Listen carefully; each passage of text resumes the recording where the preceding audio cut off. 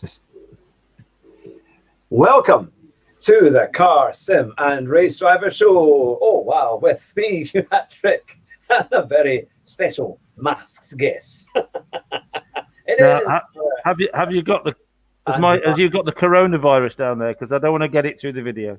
That's what it's all about. Is that what it is? We all right so far. Although my daughter, who has had this tiny little cough, I think it's just nothing at all, managed to cough right in my face after supper tonight, and I thought, there it goes. But hopefully, it's absolutely nothing at all. But no, we've all been fine. So it's just calling into Podbean so that you can hear me on there as well. Welcome to all our guests, to all our listeners, to all our viewers from Facebook, YouTube, and of course on Podbean. It's wonderful to have you all with us. Now, you can comment on the show. We'd love to hear your comments. Now, the only issue is if you are watching us on Facebook, it's quite hard for us to see the comments on that because it tends to delay the stream a little bit. So if you are on Facebook, if you want to potentially comment, then maybe if you can go onto YouTube to comment, then that would be fantastic. You'll find us, the Car Sim and Race Driver Show, if you put that in the search box, and it will come straight away. We've already got Aunt Salamino saying boo. So it's boo to you too.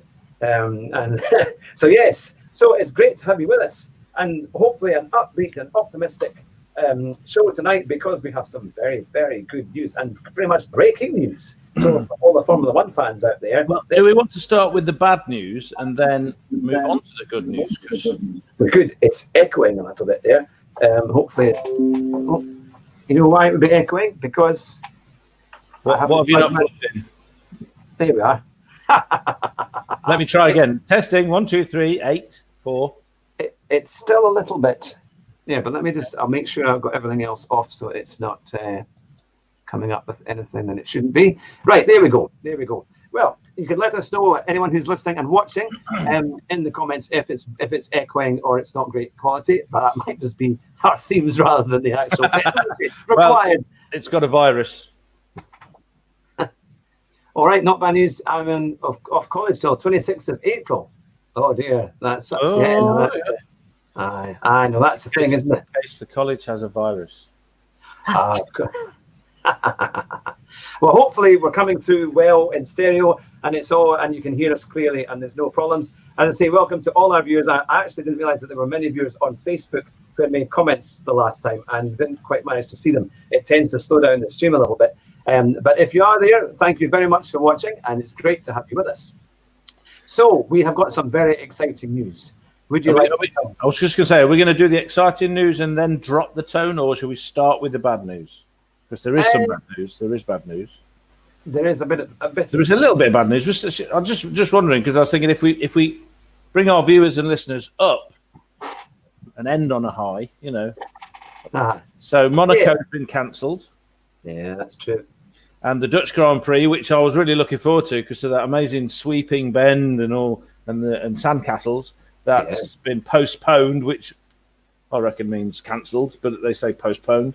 So's Spain, which I don't care about because it's so boring, it's incredible. But, you know, well, we've come out of the EC. Doesn't matter. No, I shouldn't say that. But the point is that Monaco's great, even though it is the procession. It's Monaco, and Monaco's always... Yeah, it's still special. It's a great build-up to the whole thing. Well, how they miss those walls. Yeah. Come on. I mean, you could go around in a Cinquecento and you'd still nearly hit the wall. They're in a Formula One car. They're doing 160 mile an hour through a dark tunnel. They come out over a bump, and then they go around a corner and they're racing each other. It's incredible. No, it's quite a thing. But there is some good news on that, to be fair. Oh, yes, the good news. They might start with Azerbaijan, which is normally actually quite a big track, actually, to start with, quite an exciting race. But they said they've brought forward the August break, so that's now not going to happen. And it means that they may potentially run into early next year for the races. So they might try and put some on maybe December, January, depending on where they're going to be. So actually, we're going to have pretty much almost a continuous race. What are they going to do? Are they going to invent winter tyres or something? Like if it's snowing, they're going to have studs. Silverstone in January. Wouldn't it be great? I mean, it's so boring on January the 1st. You wake up, nothing really is happening. And, imagine if you've got a Grand Prix, it'd be brilliant. You wake up. Well, for January the 1st, You could have a great, qualifying could be on the 31st if it was depending on what day of the week it goes on, and then you could have it on the January the 1st. It'd be brilliant. It gives them a reason to stay sober. Which Formula One driver is going to be turning up? Because I don't know which one. I mean, if Verstappen was winning the championship and he needed to win a few more races to make sure he won, he'd turn up. Oh yeah, but he'd probably be the only one. I think they would. I think they would. I think Silverstone on January the 1st would be a brilliant race. I mean, it could be so cold. It could be like -3 or 4. A frosty morning, and then they'd have to do some special tires for that, wouldn't they? To get yes. You'd find that the pace car would be a Land Rover Defender. They had 4-wheel drive years ago. They'd have to bring it back just for that race. But no, that would be something. Brought to you by Quattro. In the background to this as well, we've got one of the biggest esports races that's on tonight, and we're going to keep you updated as to how we're doing, because I'm watching Super GT's stream in the background, and currently he is 43rd out of 45, which is not brilliant, but I'm sure he's trying out. That's Steve Alvarez Brown, Super GT. He must have qualified higher up than that. He must have had an off. But they've got everybody in it, from people like David Perel, Josh Martin, another chap that we interviewed a few months back, and Chris Hay as well. So it's a real mixture of real drivers and sim drivers. So it's going to be, I'll keep you updated. It's a 60-minute race. They've just about completed 10 minutes of that. And it's looking pretty good. It's being based at Kyalami. Remember, there was a Grand Prix at Kyalami in 1992, I think it was, wasn't it? And Mansell won that. It was an epic race because, Senna and Mansell had quite a good battle for the first few laps with that as well. I think they also did it possibly in 91. I'm sure our viewers and listeners can correct us if we're wrong on that. But it was an epic race to watch. There was lots of really good in-car battles from the Senna era at that time, because he was trying to keep up with the Williams. So it's a great circuit. And the rumours they might bring South Africa back onto the calendar. It was a good track, mind you. Really good track. So that would be quite interesting. I've got a bad feeling about South Africa, because you had see, I'm saying that and I've completely forgotten his name. He's from St Asaph, just up the road. Tom Price was killed there, and he was the only Welsh Formula One driver, and he was bloody brilliant, and he got killed by a marshal running across the track with a fire extinguisher, and he hit it at like 180 miles an hour, hit him in the head, killed him outright. I think I've seen that footage. I think that's been on. There's a really good documentary on it, I think on the BBC, and Richard, forgotten his name. He used to run the Benetton team after Flav left, and he's the big boss of Rally. Richard. I know what you mean. Richard, yes, Richard. Yeah. Thingy Richards, is it not? Richards, Dave Richards. Dave Richards, yes, yeah. But he's Welsh, and he got a statue of Tom Price put up in the town and all this kind of stuff, because he was. Yeah. He would have been champion. He was good enough. He was that good. Aye. And was a nice bloke. He was a local farmer. You can see the weird parallels with our, Jimmy Clark, because he was a local farmer, unassuming, just a normal guy that just had incredible talent in a car, and also got killed, but without the recognition of the multiple world championships. But South Africa. I mean, I'm not being fair, but it's just. Well, I interviewed David Perel a few months back, and he is 35th at the moment, and that's his home track because he's from South Africa. So, so he'll be this is why I've got the sound on mute, because I don't think they'll be very happy with the positions they're in at the moment. Mind you, it was very, very close. It was only about a second in it from this over nearly 50 drivers. I think it's 48 drivers in it. There's a big field. So to actually have only a second covering first to last is pretty good going. I suppose they'd meet up if there was two spread out, wouldn't they? So that leads us nicely into a bit of news. Yes. Does it not? It does indeed. I'll let you say it because you're the boss. We've got Formula One esports coming. They're going to have a proper race. A number of races throughout the year to keep us occupied while We're missing the actual real races, and it's going to involve a number of the current Formula One drivers, along with other drivers as well. Goodness knows where they'll bring them out from. Ultimately, I would have loved to have seen all of them there. You kind of think they're contracted to do these kind of things. I mean, you're going to sit in their house and get on with it. You know, you Well, we think don't that what know they're how many are going to be involved. It's the Formula One website. Yeah. It doesn't say. It just says some of the F1 drivers, as well as some of the regular esports GP drivers, the ones that were in the last year's championship and this year's championship. It's a special series. Each program is going to be about an hour and a half long. Yeah. The race is going to be 28 laps. They have the same setups, and they can even use traction control and things like that. So, yeah. They did say that they're going to fiddle with the setups to even out the field a little bit, which I'm not entirely sure I like. Well, I suppose it means that people then can't change stuff to get an advantage. You know, so it's just going to be about driving. That's like a one-make series then, or handicapping like in British touring cars. And I've never liked that. It's a bit artificial. I don't like artificial racing. If they're rubbish, they're rubbish. But they're good, you know. But I'd be rubbishing at the back. I'd be doing a Japanese accent and saying, "Hello, I'm Shinji Nakano," and smashing into him.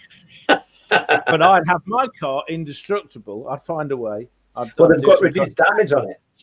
Yeah, I've seen it. They've got reduced damage so that there's actually a video on the website, and right, I'll have to watch that. Of last year's championship, the 2019 championship. They're using the same software as from last year. Yeah, because F1 2019 that they're using. Yeah, that's right. Yeah, Codemasters. I believe it's designed by Codemasters, and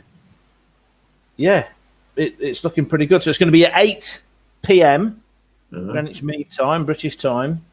You can get it on the F1, the F1 YouTube site, Twitch, the F1 Facebook channels, and F1.com. Yeah. So these are where you can see it. That's pretty good then. Qualifying and then a race, a short qualifying, then a race, and you get to see if Roman Grosjean's in it, whether he smashes into people in that as well. No, it was it's quite something. And of course, it's a very famous birthday tomorrow. Do you know whose birthday it would have been? Who would have been 60 tomorrow? Is it mine?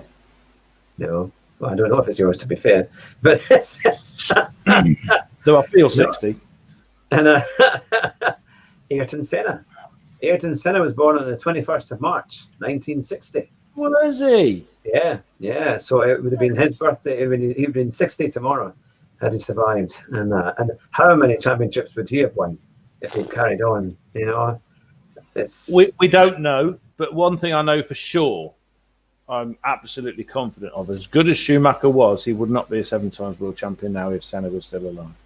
Yeah. We know that because Senna would have beaten him, and they would have had a terrific fight in that race where Senna died.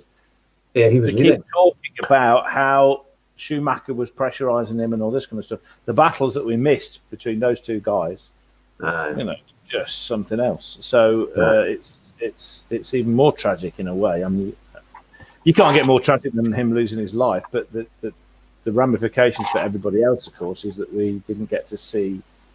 Yeah, because it was just building up to have those battles that were going to happen, weren't they? I mean, they had a few. I remember the comings together in Magny-Cours in France. I'm sure they had overtaking as well.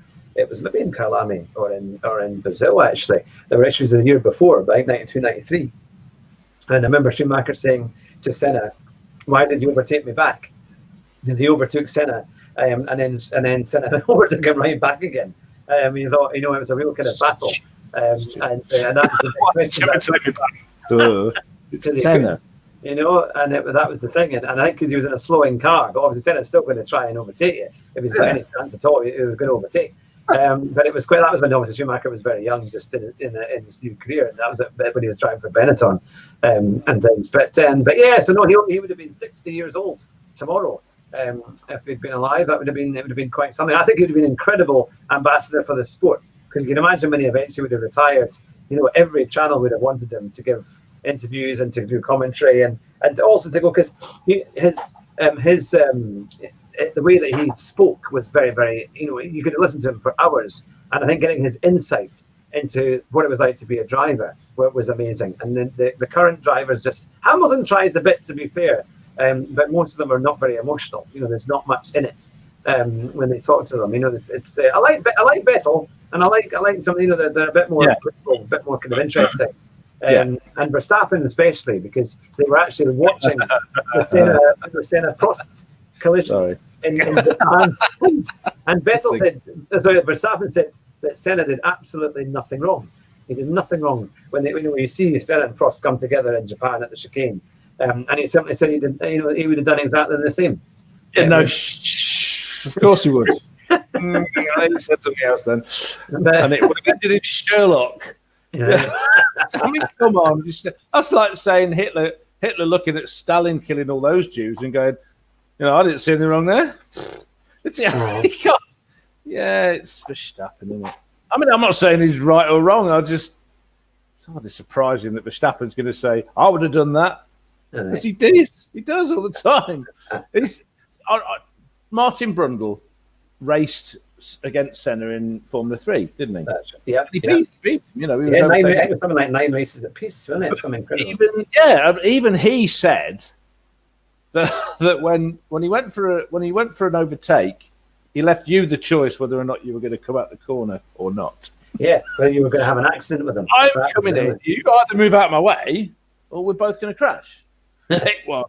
And it was at Alton Park, and he ended up having Senna sat on top of him, literally. Yeah, that's right. Yeah, the car. Senna tried to beat him up after. I think he punched him or something. There was all sorts of I know that's what makes it so good, really, isn't it? Because that's in terms of all the competitive nature of what it's like. But in terms of this Formula One thing, I think it's good, because the first one for all our listeners and viewers, it's going to be this Sunday at 8:00. That's British time, 8 p.m. And Bahrain. So I think it could be really quite good fun. And you're going to get at least an hour or so of racing or more. Yeah, we could have a look, wouldn't it? Yeah, unless they all smash into each other, because it's going to be quite funny, because they think, well, it won't hurt if you have a bit of a bump, and so you can see, And if it's not a championship as such, then it's just they need to have like that we need to hear what they're saying. I want to hear what they're saying. I want to hear them shouting and swearing. I don't want any of this. Maybe that's why filtering it all out nonsense. That's why it starts at 8:00. But similarly, NASCAR and I think and there's IndyCar. I think they've got an esports series now that's going to start. That's going to carry right the way through the year. As well, so then it has to happen, because there's so many viewers that are desperate to watch it. And actually, I think it will be quite good fun to watch. I think it will be quite interesting to see how it all goes. It's going to be a real boon for them, because obviously you've got guys that go to the F1 tracks and people do the sim racing when they're there, and it's been a slow infiltration of the game into the sport. To be seen and used and enjoyed. Well, this is ideal, isn't it? Because it's kind of like going from singing in pubs to being on the X Factor and winning it, isn't it? They're getting international coverage, and everyone knows about them now. It's going to be seen. It's going to be fun. So next year, when everything's back to normal again, it's not going to be back to normal, because there's going to be a lot of people going to be watching that. Maybe you'll start getting F1 drivers part-time racing in esports as well, on top of. It'd be quite funny if they brought back to switch them on to in English. Delete says hand. Control delete. I want to start the race again. No, reset. Put 10p in. Now, I was going to say, for all our listeners and viewers, if you want to leave us a comment, we'll give you a shout out. But you have to do the comment either on Podbean or on YouTube, because we're struggling to see the comments on Facebook. And if you remember, you can join our groups. We've got the Car Sim and Race Driver Show on Facebook, and we've got obviously our YouTube channel, which is under Hugh Hattrick, and also we've got Podbean. So if you subscribe to all of them, just let us know. Send us a comment here right on YouTube, and we will check it out, and we will give you a shout out. So Ant, he's seen quite a few of our shows. He is saying switch to mode 2 in English with Alt Control Delete. And you can imagine that, certainly, if it goes horribly wrong and they need to reboot the computer, then absolutely, that's what they're going to be doing. But yeah, so it's going to be fun.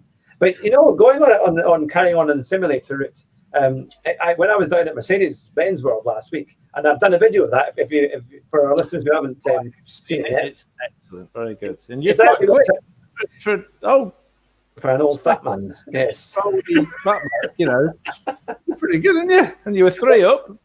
Yeah, well, the funny thing was that John doing this in the background. I don't know if he was, but I guess he was probably. Yeah, he wasn't sick, certainly, but he was kind of. He actually got on quite well. But it was a great car. But I was saying to him right after, because I was so fired up when it all finished, because it's a really good hour, brilliant value. Anyone who loves racing and who loves driving like that, you get it's £195. I was very fortunate. I won the if not, it'll cost you £195.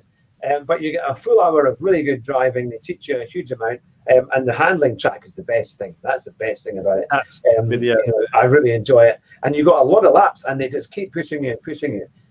So once sorry. I was going to ask you a question. How did you get the in-car footage? Was that your camera, or is that part of the? That was there. I had to pay a wee bit extra, and the only annoying thing was it didn't record. Well, it plays back on their stream on the sound, but it won't record the sound on anything else. So you don't get your sound, you just get the video. Yeah, so unfortunately you had all the little dials showing the G-force and the speed and all this kind of stuff as well. And I wondered how you got that on your camera. Yeah, well, that was already built in, which was really good. But unfortunately, when I got the video recording, it only works on their player. They give you a player on the little USB thing. And I tried to play it on other ones, but it wouldn't. It played the video, but not the sound for some unknown reason. So last week I was spending hours trying to get I was recording, trying to capture the screen, but it would only ever capture maybe 2-3 minutes of sound, and then it would just stop. So I don't know why it would do that. It must have been blipped somewhere, but I couldn't put it together. So that's why I had to talk over the video that I did have, just to do a kind of voiceover. Happens to the best. I've seen Harry's Garage on YouTube, which I'll go on about. Harry Metcalf, the founder of Evo magazine. Yeah, he's very good. Yeah, he's very good. Well, I've seen quite a few of his now, and he's got some from like 2014, 2015, before he got really good cameras and really good sound equipment, and he's done some biking ones. And one of them he does a trip starting at the Mediterranean coast in France and going over the Pyrenees and up and along and over the Pyrenees, but all off-road on these Africa Twins and Dakar winning bikes that he's got.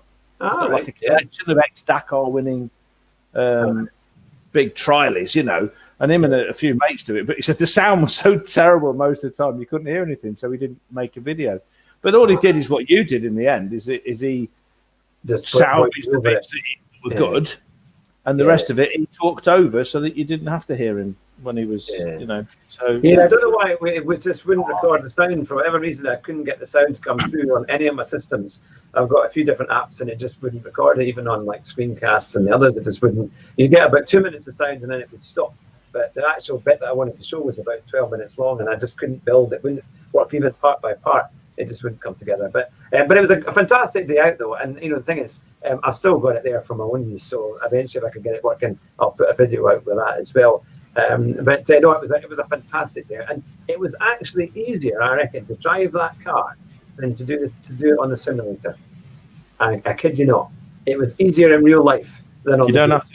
You don't have to persuade me.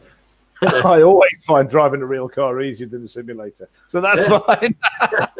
But I mean, the simulators, I've not really driven good ones like the ones you've had to go on. The ones at speed, because you're driving that car at speed, and he's telling you to go, to follow the line and to go flat out on that right hand bend with the back straight, which was a great bit. And you're getting up to decent speed along there.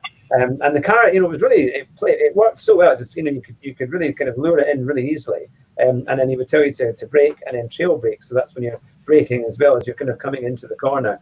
And the nose just stuck in. And then, of course, you got a better line, so then you're able to accelerate out faster. Next corner. So it's amazing how it all works. End on it then. Good. Yeah, very good chassis.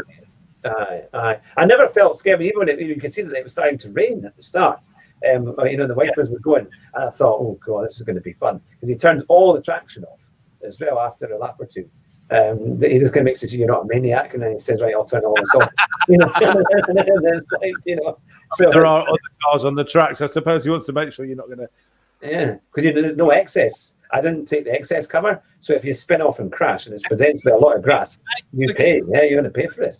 It could be thousands of pounds. So I was a little bit wary, but then he drove it, and then it's obviously when he drives it, he's covered. I'm told himself.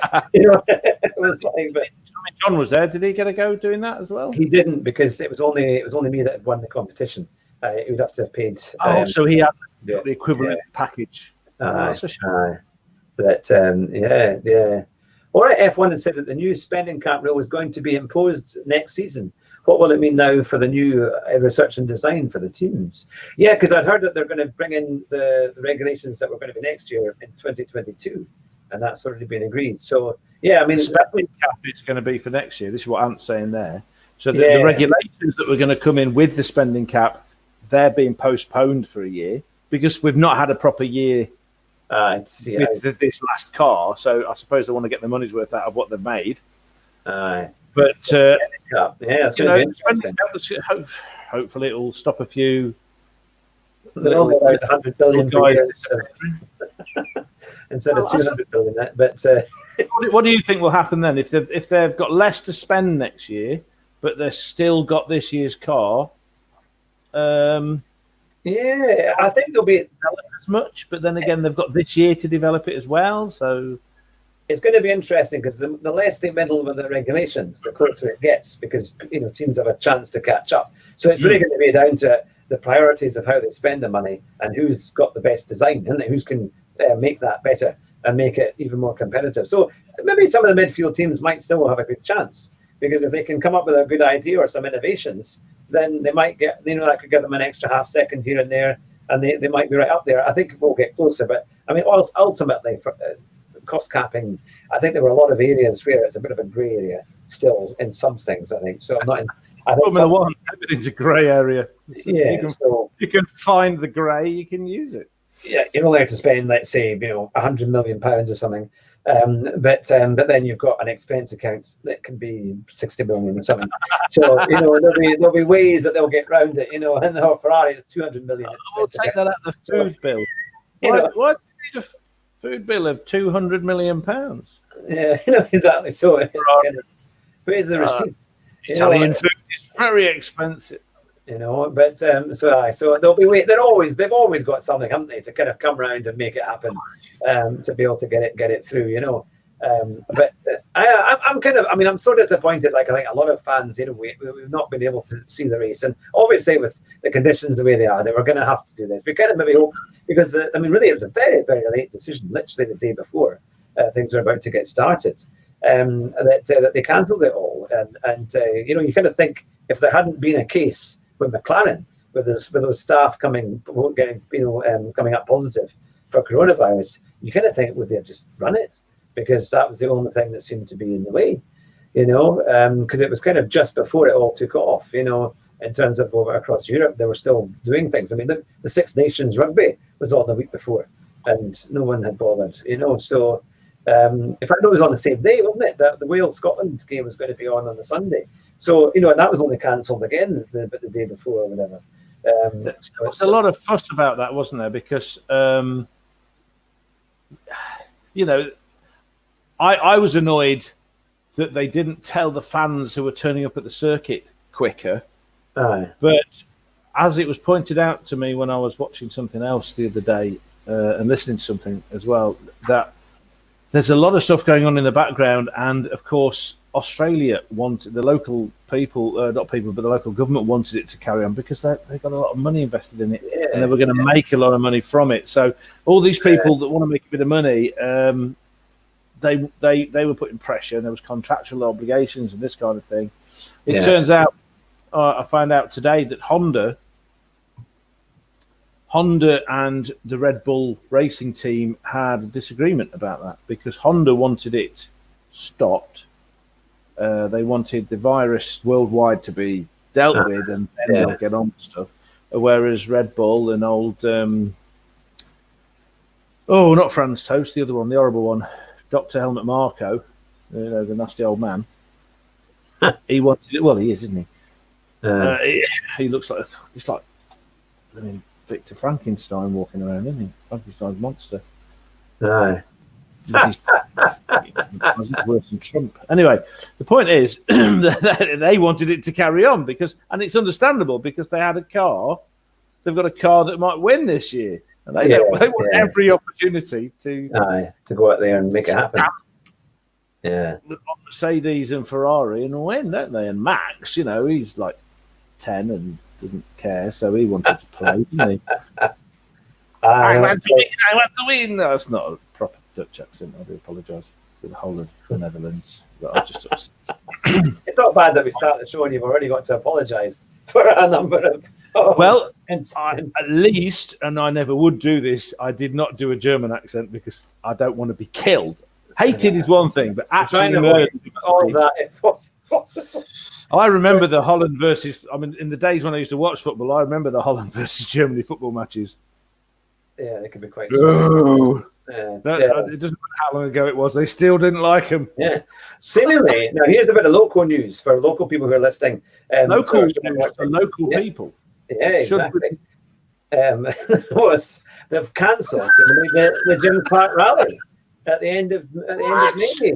Yeah, that's what my wife told me. So I'll have to double check. I know if Andrew Dixon was listening, I know he'd be able to tell for sure. But he'll be hopefully coming on next week. But yes, so it's been cancelled. Waste of time getting him a smartphone. He won't use it. Well, we'll have to wait and see. He's back. He's back today, so hopefully we'll get him on Thursday. And the chap who did my video, who was the instructor, James Fletcher, has promised me he'll do an interview as well. So I'll get him on hopefully soon. I have sent him an email, but he's not come back to me yet. So that'll be good. So we'll have a GT championship driver as well. Yes.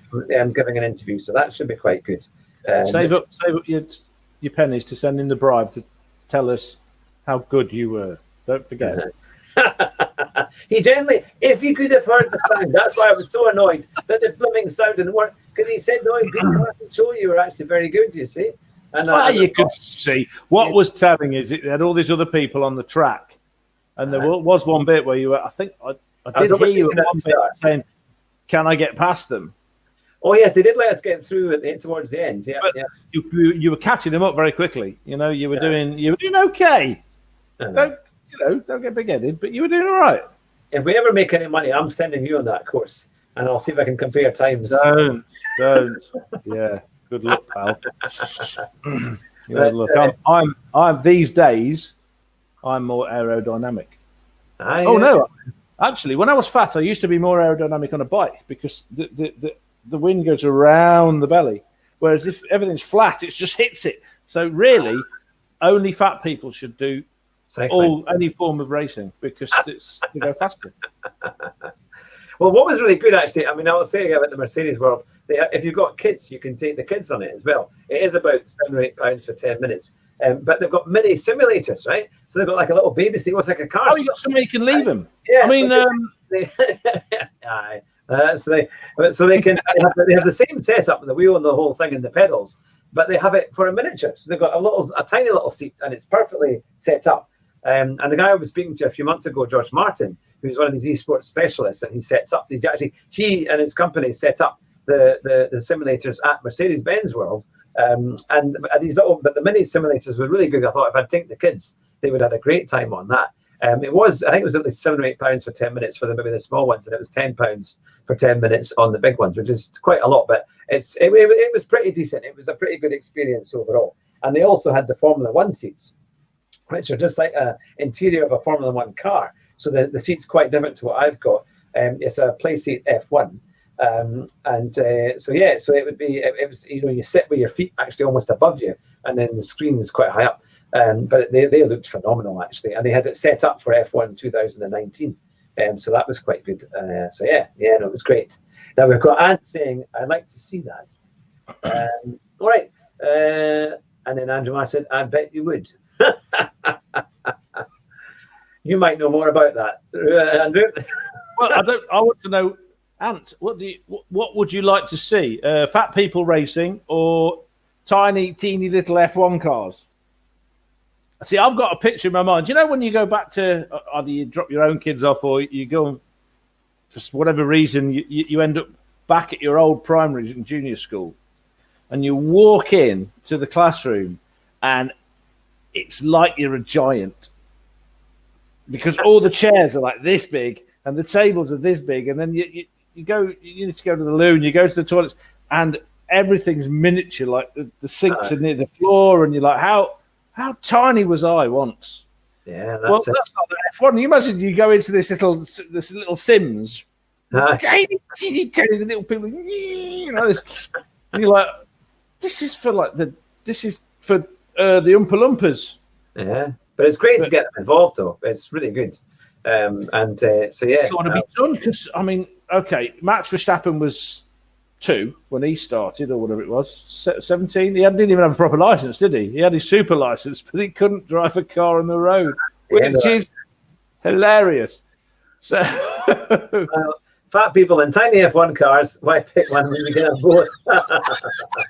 Oompa Loompas, yes. But yeah, no. So it's good. It'd have to be round, wouldn't it? Well, the funny thing was when I did a race day way back in 1993 at Donington Park, they had 2 types of car. They had the Formula Vauxhall, and then they had the Formula Vauxhall Lotus. And I was only 18 at the time, and because I was very thin in those days, the chap, the instructor looked at me. I was, hard to believe. No, I believe you. I've seen your photographs on Facebook, so I know it's true. Yeah, I know they're pretty bad. You're really good at Photoshop, but I don't think you're that good at Photoshop. No, I'm not very good at all at Photoshop. But yeah, the guy looked at me and he says, "You can go in the Vauxhall Lotus," and because I was thin enough to get in, and the fat people went into the Formula Vauxhalls because they were easier, they were wider cockpits, easier to get in, and and that was it. We went round the Donington Loop at the far side, which was great fun. But yeah, that was the whole day. Cost £99. A travesty, considering that I lived 6 miles away. Really? Yes. 6 miles away. Grew up 6 miles away from Donington Park. It was a great circuit and had a great museum. There was times when I used to go for a bike ride, I could actually hear it. Yeah. I never went in. I've been in now. I went to the museum there with a friend of mine that lives just up the road the other way. Aye. When as a day out when my mum died, so it's just kind of something to cheer me up, and it's superb. I'd recommend the Donington Park Museum to anybody. I think it's changed hands. Oh, has it? When I went, it was 2010.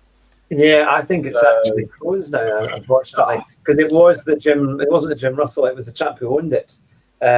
He owned all the museum, and they had everything. They had all the Williams, Renaults, they had all amazing cars. Had one of the biggest, if not the biggest, collection of Formula 1 cars, and a lot of them were still raced. I'm stood in front of every car Hamilton's raced in at that. I'm stood in front of signed Maserati 250Fs. One was Fangio's and one was Sterling Moss's, and they're both red. That red, the proper red. Look, I'm stood, and you're 2 foot in front of them. I could have touched them if I was cheeky enough. Didn't want to. It's like sacrilege, And he just stood there going, "Oh wow, just wow." I'll have to get that video because talking of Ferraris and Maseratis and things. There was a great video. I don't know if you sent it to me. It's only about 3 or 4 minutes long, but I'll find it and I'll get it for the next version. I'll put it in the description. And it's the Ferrari 412 F1 car from like 1991. Yeah, all the best sound. It's the V12 engine. It's only this is just the 412 car.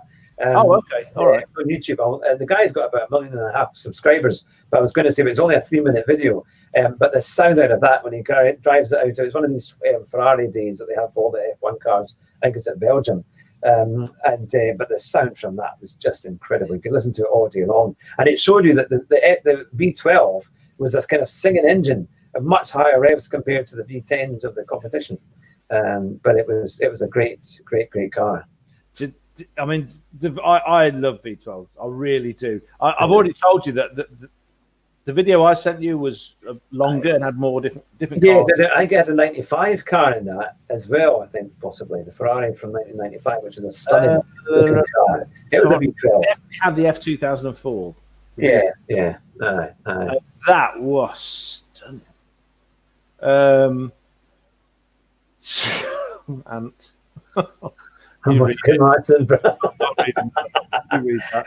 With pure panic buying toilet paper, when they run out, do you think they will have more skid marks than Brands Hatch? Well, I am sure there's a lot of skid marks on Brands Hatch, especially on that first curve, and that is a ropey corner. I've done that a few times on. Behave. No, we're happy to have people commenting. As long as back to V12s, okay. So yeah, I didn't actually like the sound of it. It could have been on the video I sent. None of them were really flying. Like, they were at these days where they turn up, and they were going along, and I'm thinking that's doing 30 miles an hour. Put your foot. I'm shouting at the telly like I do. And the V10, the V10 sounded. Really good. Yeah.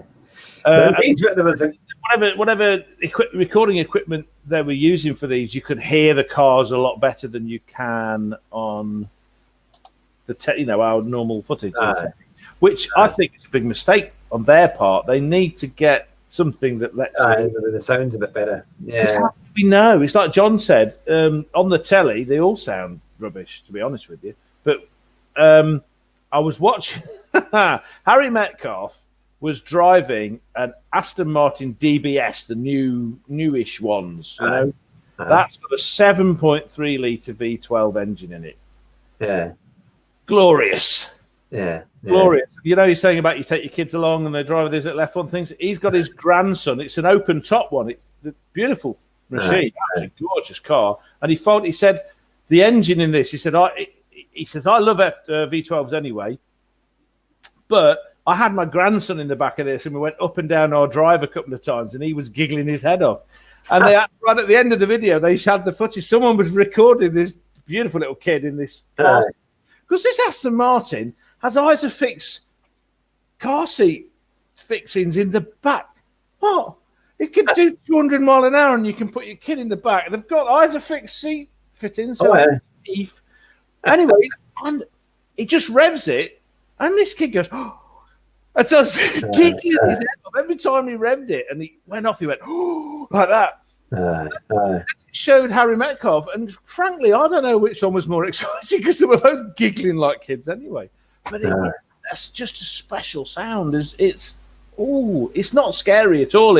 It's like a singing, isn't it? Like you say, it's singing. Yeah.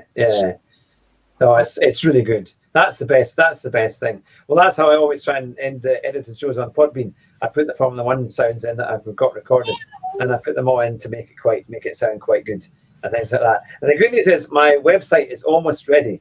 It should be the next week or two. HughAdric.com is being completely redone, so there'll be lots of new stuff on that. And we'll put all our affiliate links and all our stuff from the Car and Sim and Race Driver Show onto that as well. So it's going to be good. We'll have all our videos linked in, and specials as well on that. So I'm looking forward to getting that all signed off. But as we've been going for a little while, and we probably should look to finishing the show, what would you like to finish off with, Andrew? Does not compute. I would like to finish off with I hope we get some real racing this year. In a weird, strange way, I'm quite glad it's mixed up like this because we get another year of the same cars. It'll be interesting to see what goes on next year, and another year where they get to develop the new cars. Mm-hmm. You know, a bit more, make it a bit more, racy. Because the whole point of those cars is that they can follow better and overtake better naturally without any cheats like DRS and all that kind of stuff.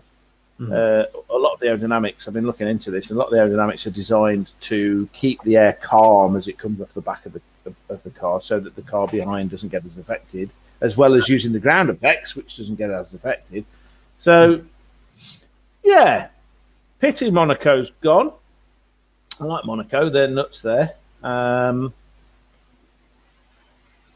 I think looking forward to Sunday. With this E Grand Prix in Bahrain. It's free. Yeah, no, you can get it on YouTube and all these other things, which will be good. So that'll be fun. I wonder if Sky will cover it in that. I wonder if they'll be doing something with that. That could be quite interesting. But I hope we get things like Twitch pay. You have to pay for some things, but not everything. I don't know. Yeah, I hope we get Goodwood though. I hope we get the Festival of Speed this year because that's such a good event. So I hope that's normally just been July. It's the 7th of July. So that would be good if they do that. But yeah, so no, it'll be interesting. So for all our listeners and viewers, remember you can still comment on the show, whether it be on YouTube as it goes out, because this will go out as a live stream as well when they once it's finished, they put it onto YouTube. So remember to check out our channel and also to subscribe to the channel on YouTube and on Podbean as well. And for all our Facebook listeners, sorry, unfortunately it doesn't let us see the comments that you might be making on Facebook. I know there were a few the last time, but it's fantastic to have you all with us. And we'll have more great news next week with, I think Andrew Dixon is going to join us hopefully on Thursday next week. So that will be good because we haven't heard from him for a little while. But thank you very much, Andrew Marr. Stay online because I'll speak to you after the show. But to all our listeners and viewers, you've been watching the Car, Sim and Race Driver Show with me, Hugh Hattrick, and my very special unmasked guest now, Andrew Marr. Remember to drive fast and try not to crash. See you soon. Bye-bye. Bye.